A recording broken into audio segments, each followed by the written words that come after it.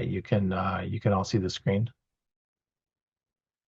All right, welcome back, everyone, to this final class on the Kitab-i-Iqan.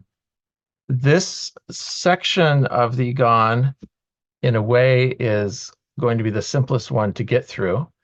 It follows what we talked about last week as what we might call the spiritual heart of the Kitab-i-Iqan, that talks about the spiritual prerequisites of the true seeker and the process of spiritual transformation and the entrance to the city of the word, which for Baha'u'llah is the primary proof of the prophethood of anyone who claims to such a station.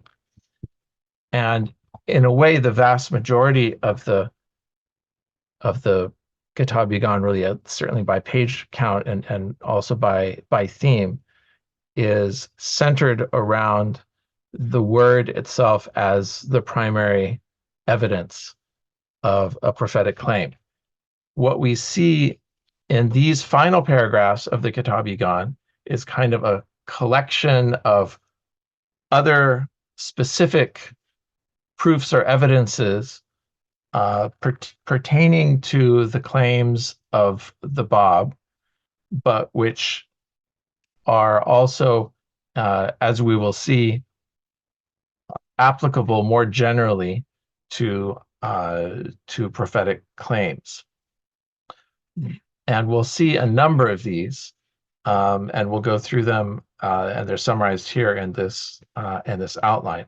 And then there will be a few closing paragraphs, and then we'll have some conversation around the nature of proof at the end of this.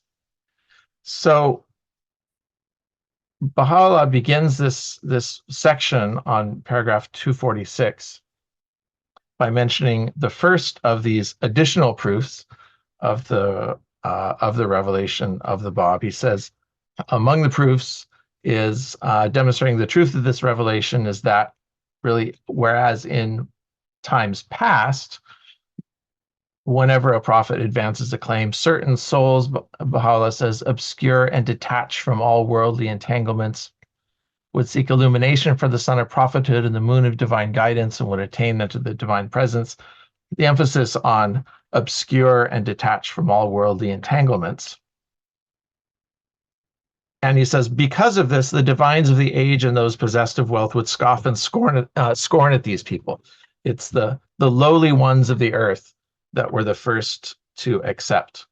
And Baha'u'llah says a distinguishing feature of the Bab's dispensation, here in paragraph 246, is that a number of illumined divines, men of consummate learning, of doctors of mature wisdom, have attained unto his court, drunk the cup of his divine presence, and been invested with the honor of his most excellent favor. And we can see this in the list which he gives us of some of this includes several of the letters of the living, which were the very first disciples of the Bab, although not all of the people on this list in paragraph 248 were letters of the living. The most important signifier for us is that they almost all of them have the title mullah. One of them has the title sayyid, and the others have the title mullah, which indicates being a member of the clerical class. So these were not people off the street, so to speak, but people who had some degree of learning.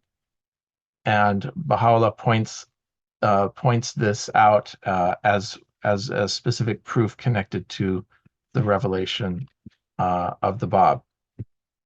But he says also, he goes on to say that these weren't the distinguished and most famous divines of the day. He says they will never accept. So they were more on the order of what we might call today the Young Turks.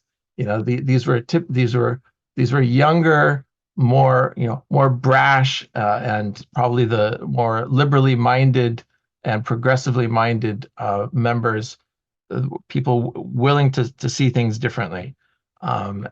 We know that, for example, Mullah Hussein Qudus, these letters of the living, tended to be the younger set, not those with established reputation. So Baha'u'llah says, does not the testimony of these holy souls who have so gloriously risen to offer up their lives for their beloved, that the whole world marveled at the manner of their sacrifice, suffice the people of this day? And he contrasts their sacrifice, and in many cases their martyrdom, with the selfishness, the carnality of their opponents in paragraph 250. He says, like bats of darkness, they lift not their heads from their couch, except to pursue the transient things of the world. By what law or standard could men be justified in cleaving to the denials of such petty-minded souls, and in ignoring the faith of them that have renounced, for the sake of the good pleasure of God, their life and substance, their fame and renown, their reputation and honor? So it is the acceptance of a number of these divines of men of learning, and their self-sacrifice, and in some cases their martyrdom, which Baha'u'llah adduces as evidence. But as I mentioned before, Baha'u'llah also says that, let it be known that none of these doctors and divines to whom we have referred was invested with the rank and dignity of leadership. So the next proof that Baha'u'llah brings out in paragraph 257 is what he calls the constancy of the eternal beauty in proclaiming the faith of God. Though young and tender of age, and though the cause he revealed was contrary to the desire of all the peoples of earth, both high and low, rich and poor, yet he arose and steadfastly proclaimed it. He was afraid of no one, regardless of consequences. Could such a thing be made manifest except through the power of a divine revelation and the potency of God's invincible will? By the righteousness of God, were anyone to entertain so great a revelation in his heart, the thought of such a declaration would alone confound him. Were the hearts of all men to be crowded into his heart, he would still hesitate to venture upon so awful an enterprise. He could achieve it only by the permission of God, only if the channel of his heart were to be linked with the source of divine grace, and his soul to be assured of the unfailing sustenance of the Almighty. So it's the constancy of the Bab and the allusion to his own martyrdom in the Qayyum al-Asma. So constancy all the way up to sacrificing his own life, just as the sacrifice of those divines and men of learning who were among his first followers. And he mentions in paragraph 261 that steadfastness in the faith is a sure testimony and a glorious evidence of the truth, summarizing this particular proof. The next proof he mentions is on paragraph 263, which is related to this, which is the ascendancy, the transcendent power and supremacy, which he, the revealer of being and manifestation of the adored, hath unaided and alone revealed throughout the world. And I think the emphasis here is on the unaided and alone. So he's doing this without a lot of help, certainly from people of any people of consequence and standing and influence. He also mentions the transformation of those who responded to his call, and their suffering, which is a little bit of reiteration of what he said a few paragraphs before. And he says almost kind of counterintuitively that the rejection of the people is in itself a kind of a proof. So it kind of flips on its head the idea of, it's really kind of turning on its head the idea of what logically might we think is a proof. He says the repudiation, cursing, and execration pronounced by the people of the earth are in themselves, He says, the mightiest proof and the surest testimony of the truth of these heroes of the field of resignation and detachment. Whenever thou dost meditate upon the cavils uttered by all the people, be they divines, learned or ignorant, the firmer and more steadfast wilt thou grow in the faith. For whatsoever hath come to pass had been prophesied by them, were the minds of divine knowledge and recipients of God's eternal law. So that's yet another proof. And then the final category of proof, which takes us almost to the end of the book, is the category of various proofs taken from various Islamic traditions. And he kind of sidelines this and prefaces it in a way to take away some of the weight from it by saying, we didn't intend to make mention of the traditions of a bygone age, yet because of our love for thee, we will cite a few which are applicable to our argument. We do not feel their necessity, however, inasmuch as the things we have already mentioned suffice the world and all that is therein. In fact, all the scriptures and the mysteries thereof are condensed into this brief account, so much so that were a person to ponder it a while in his heart, he would discover from all that hath been said the mysteries of the words of God, and would apprehend the meaning of whatever hath been manifested by that ideal king. So the Kitab-i-Iqan really is intended to stand by itself as a proof of Baha'u'llah's mission without the need to have any supporting texts to point at it to give it credence. That being said, Baha'u'llah addresses a few of these Islamic traditions, including one of them in paragraph 267, predicting that the people would deny it, that which of course came true, which came true quite literally. Of the prediction in paragraph 268, he says, notwithstanding all the verses of the Quran and the recognized traditions, which are all indicative of a new faith, a new law, and a new revelation, this generation still waiteth in expectation of beholding the promised one, who should uphold the law of the Mohammedan dispensation. The Jews and the Christians in like manner uphold the same contention. So there's a clinging of the people to the past and a rejection of the possibility of something new coming in the future. And Baha'u'llah says this, despite the fact that is it not the object of every revelation to effect a transformation in the whole character of mankind? And the literal translation of this is the idea of change and transformation, that something happens which one doesn't expect, that thrusts us into a new way of thinking. He says, is it not the object of every revelation to effect a change and a transformation in the whole character of mankind, a transformation that shall manifest itself both outwardly and inwardly, that shall affect both its inner life and external conditions? For if the character of mankind be not changed, the futility of God's universal manifestation would be apparent. And we quoted this, I think, last week or the week before that. He mentions this prediction, along the lines of this, the general idea that there's something anticipated in the future. There are various hadith regarding the appearance of some youth from Bani Hashim, one of the tribes that the Bab is said to have fulfilled, having been a Sayyid himself, and of that tribe of Muhammad.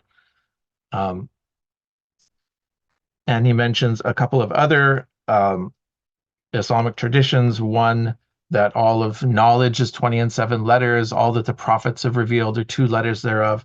No man thus far hath known more than these 2 letters, but when the Qa'im shall arise, he will cause the remaining 20 and 5 letters to be made manifest.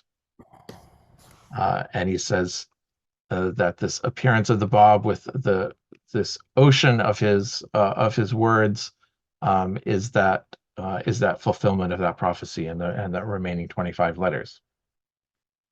One might ask, what space does this give for the revelation of Baha'u'llah, if Baha'u'llah's revelation fulfills that prophecy of the 27 letters? There's a prophecy or tradition concerning the character of the Qa'im. He shall manifest the perfection of Moses, the splendor of Jesus, and the patience of Job. His chosen one shall be abased in his days. And all of this was also fulfilled by the Bab.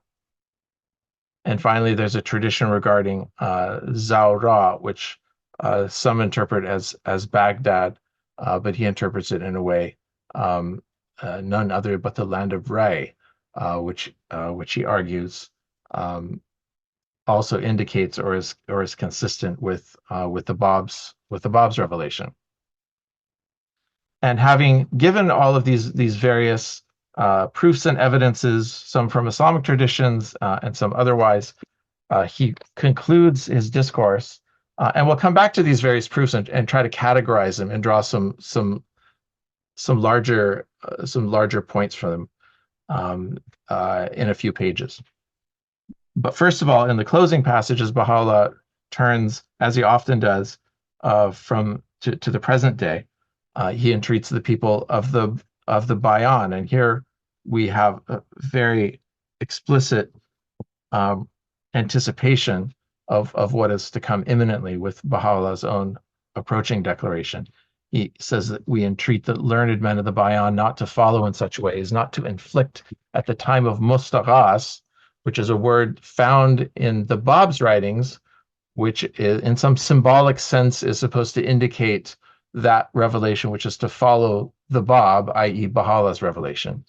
At the time of mustaghas, upon him was the divine essence, the heavenly light, the absolute eternity, the beginning and end of the manifestations of the invisible, i.e. Baha'u'llah, that which hath been inflicted in this day.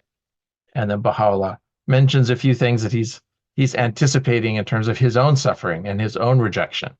That a one-eyed man is arising with the utmost malevolence against us. There's Mr. Dunbar's commentary on the Kitab-i-Iqan identifies who that one-eyed man is. I can't remember off the top of my head. He refers to the odors of jealousy having been diffused.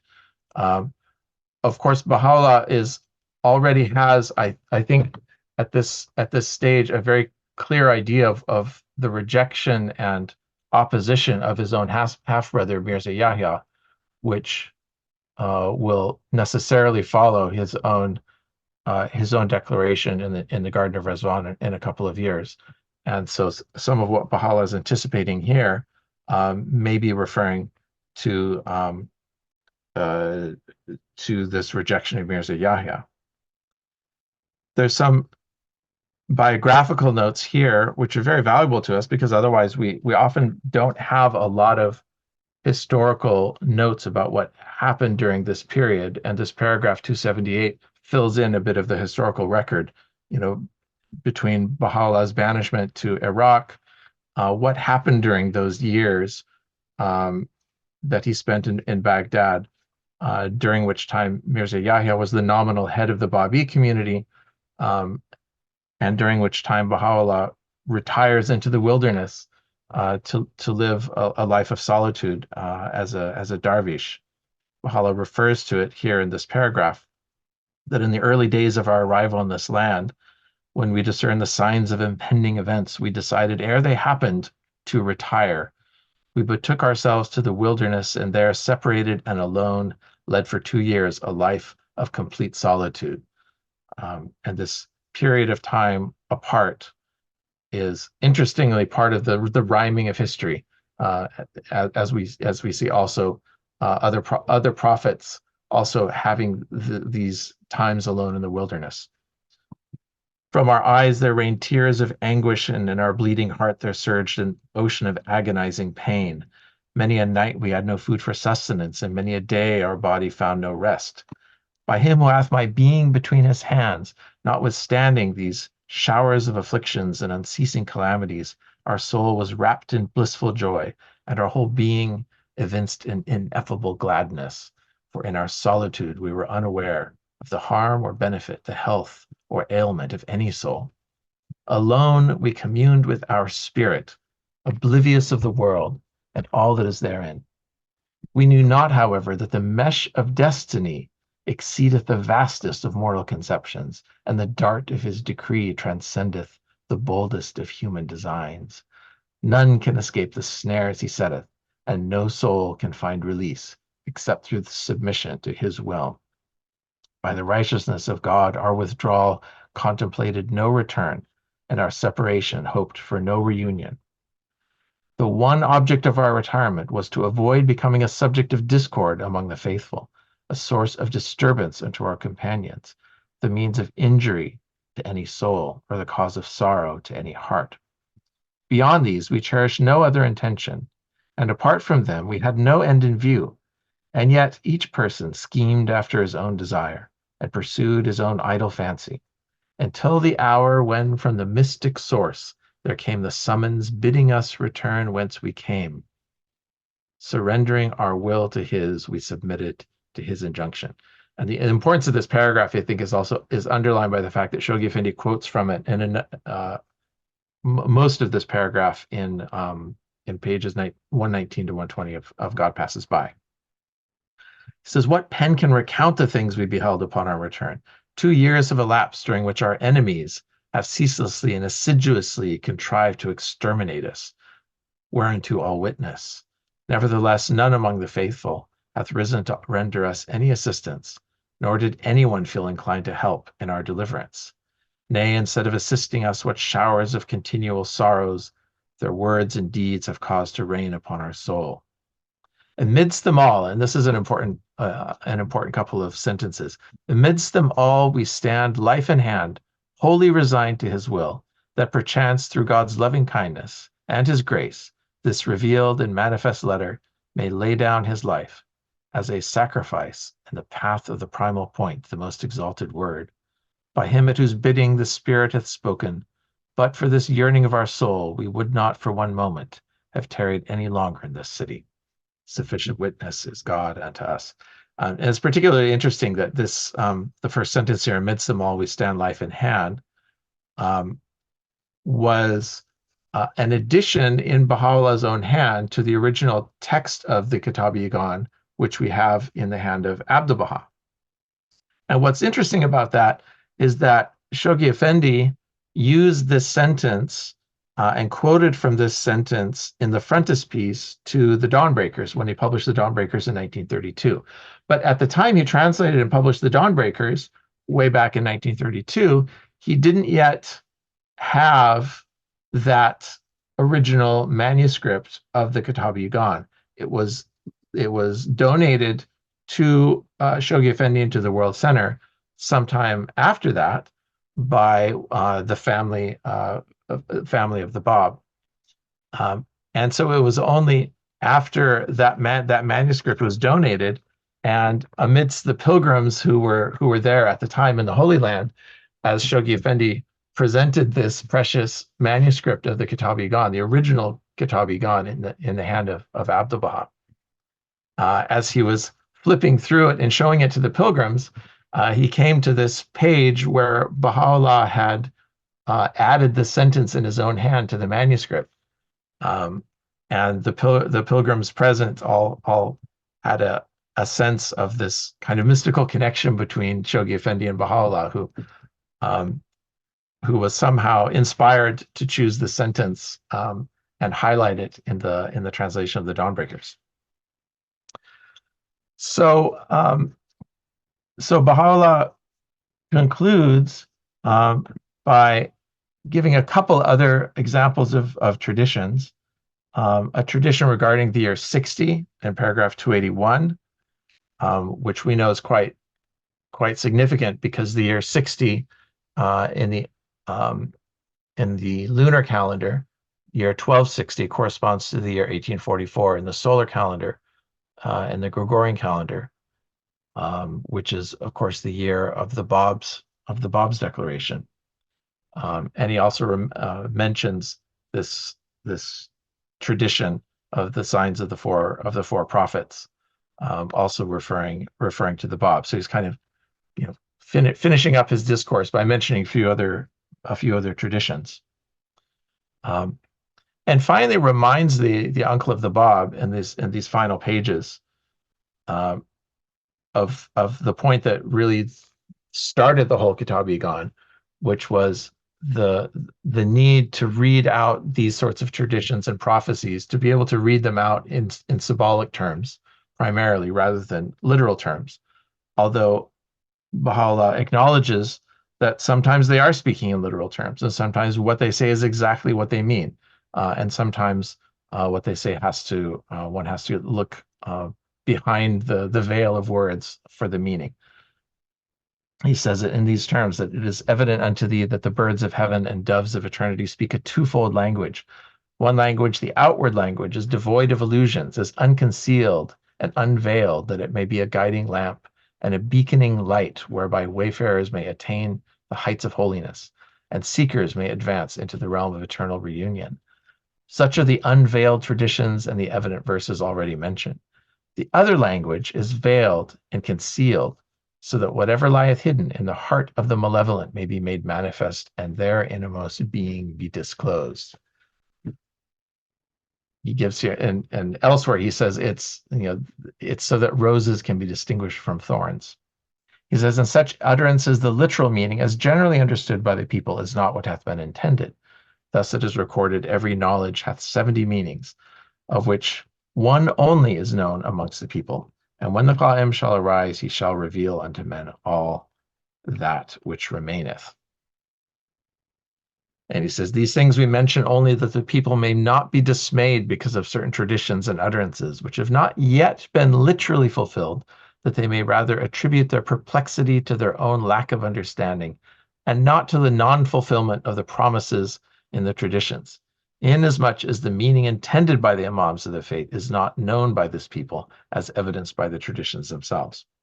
The people therefore must not allow such utterances to deprive them of the divine bounties, but should rather seek enlightenment from them, where the recognized expounders thereof, he says this several other places elsewhere in the Iqan, so that the hidden mysteries may be unraveled and may be made manifest unto them. Again, I think anticipating Baha'u'llah's own claim as manifestation, as prophet, to having the power to unravel these mysteries. He says, we perceive none, however, among the people of the earth who, sincerely yearning for the truths, seeketh the guidance of the divine manifestations concerning the abstruse matters of his faith. All are dwellers in the land of oblivion, and all are followers of the people of wickedness and rebellion. God will verily do unto them that which they themselves are doing, and will forget them, even as they have ignored his presence in his day. Such is his decree unto those that have denied him, and such will it be unto them that have rejected his signs. We conclude our argument with his words, exalted is he, and whoso shall withdraw from the remembrance of the merciful, we will chain a Satan unto him, and he shall be his fast companion. And whoso turneth away from my remembrance, truly his shall be a life of misery. Thus hath it been revealed aforetime, were ye to comprehend. And the final, revealed by the Ba and the Ha, is written in Baha'u'llah's own hand in the manuscript that is primarily in the hand of Abdu'l-Baha.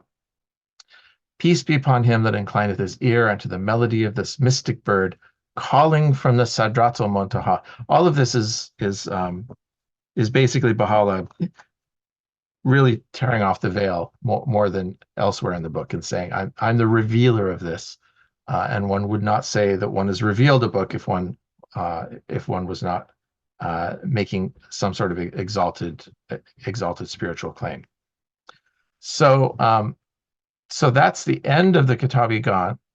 And I wanted to conclude with some thoughts trying to pull together these various threads that we saw in these last paragraphs, which is kind of a grab bag of different proofs, evidences, mentions of prophecies and traditions of Islam. And I think we can look at it as answers to the question, how do you prove a prophetic claim? In a way, this is the whole point of the Kitab-i-Iqan. And what we've seen in part one especially, is that you don't prove a prophetic claim by literally interpreting the prophecies of past prophets. And we saw in primarily in part two that you don't prove a prophetic claim by literally interpreting the prophet himself as some sort of super being with superpowers who's literally exerts sovereignty over all the people on the earth and so forth. The prophet may in their own way be kind of invisible upon the earth. They don't leave they don't come with literally upon the clouds. The imprint they leave is in people's hearts and not physically in the world, at least initially. And also, very significantly, I think, you don't prove a prophetic claim through miracles. And here's where I think silence tells a story. You might think that Baha'u'llah had like a knockdown argument proving the claim of the Bab, which is the story in the Dawnbreakers, not just a story, what happened as related in the Dawnbreakers and as related in the newspapers of the day, newspapers which were not aligned with the Bab's claim, that at the moment of the Bab's martyrdom, and we know the story from the Dawnbreakers, that the regiment of soldiers were fired their muskets at the Bab and any Sanusi who was tied with him to the post of the barracks square in Tabriz in that day in July 1850. And after the smoke from the muskets cleared, the Bab had disappeared from sight. Why didn't Baha'u'llah mention this as a miracle of the Bab's revelation? In the moments before this happened, when he was being taken to the final place of execution, he said, "Not until I have said everything I have to say will any earthly power be able to stop me." And indeed, the first volley of bullets miraculously missed the Bab, severed the rope that was suspending him and his companion, and in the smoke and confusion that followed, the Bab vanished from sight. He was found later finishing the conversation with the secretary that he promised that he was that no power would be able to stop him from finishing.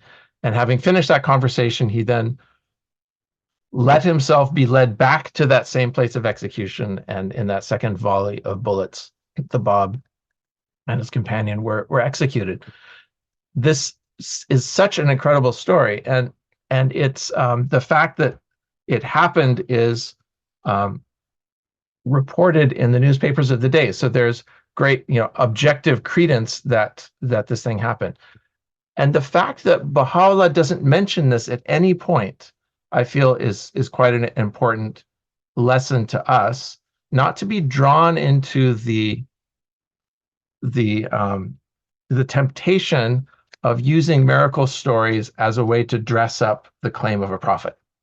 Even though we have a great one, if we wanted to use one, there's one right there. And Baha'u'llah obviously knew about this story, knew about this portentous event surrounding the Bab's execution and martyrdom, and didn't mention it, even though he was spending pages and pages listing all sorts of other proofs, which we might think are of lesser significance than this incredible event of the Bab's martyrdom. I think what we have to conclude is and I conclude with the words of William Camden, the English antiquarian, as has been a famous phrase has been tracked back to this fellow from 1605, that all the proof of a pudding is in the eating. And I think ultimately that's where the proof lies. It's not in miracle stories. It's not in these literal interpretations of prophecies. It's in the eating. What do we mean by the eating in this case? In what does the eating consist? I'll argue that in the first place, it means something about what kind of person would make such a prophetic claim? In other words, to evaluate the claim of a prophet, look at the person of the prophet. What sort of person is produced by someone who is audacious enough to make such a claim?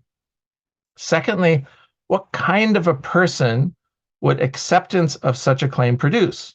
So what is the effect of this claim on those who follow them? What sort of community of followers arises because as a response to this claim and a response to embracing this claim? And finally, the sort of last part of the eating of the pudding is, what is the effect of this claim on us personally, as opposed to observing its effect in others? And how do we accomplish that effect in us? Baha'u'llah gives us the key to that in part 2 of the Kitab-i-Iqan. So another way of trying to take this body of evidence that Baha'u'llah has presented in the Kitab-i-Iqan and try to sort of organize it a little bit at some level, we can try to look at this idea of proof and the sort of proof of the pudding being in the eating of it as, first of all, there is that kind of evidence related to the prophets and their claims, who they are, their own selves, their lack of worldly education and status, what they say and how they say it, of course, their words and their teachings themselves, both the sort of potency of that word, but also the logical coherence of it. Does it make sense? Is it addressing and meeting the need of humanity? And also what they do and how they do it, how they act in the world. Baha'u'llah particularly emphasizes this in part 2 of the Kitab-i-Iqan, how they act unaided and alone, how they act with such constancy and steadfastness in the face of their own physical death. Elsewhere, Baha'u'llah says that if the prophets didn't believe in some sort of an afterlife, they would never have sacrificed their own lives for this cause if they didn't think there was something greater than this physical life. And finally, their embrace of abasement and suffering. All of this is evidence surrounding the prophet and the claims that they make. The second category of evidence we might try to draw from this great sort of body of proofs is, in a way, the least important one. It's the signs and the prophecies and the portents attending their appearance, the appearance of a herald, signs in the stars in the sky, fulfillment of prophecy in different ways. I would say least important because these are the kinds of evidence that one can interpret to fit whatever narrative one wants, almost. Especially if one is, if one wants to argue that the literal interpretation of these prophecies is not the correct interpretation, then who gets to decide what the symbolic interpretation is? There are a lot of different ways you can go to interpret something symbolically. But this category of evidence, one might say, is a result of their assertion that history rhymes, that there is a cyclicality to things in the universe, that it happened that way before, so we can anticipate that it's going to happen that way again. That's one of the major arguments that Baha'u'llah makes, particularly in part 1 of the Kitab-i-Iqan. So we have evidence related to the prophets and their claims. We have evidence related to this sort of and connected to this cyclicality in history, and that's that whole category of prophecies, importance, and so forth. And finally, there's evidence related to their influence in the world. This is the real kind of proof of the pudding is in the eating. What is the fruit of it? For those who follow these claims, for those who embrace these claims and are willing to put their lives on the line for it, what kind of people does this produce? The heroism and the sacrifice of those who have recognized Baha'u'llah, Baha'u'llah underlines in these final pages of the Kitab-i-Iqan.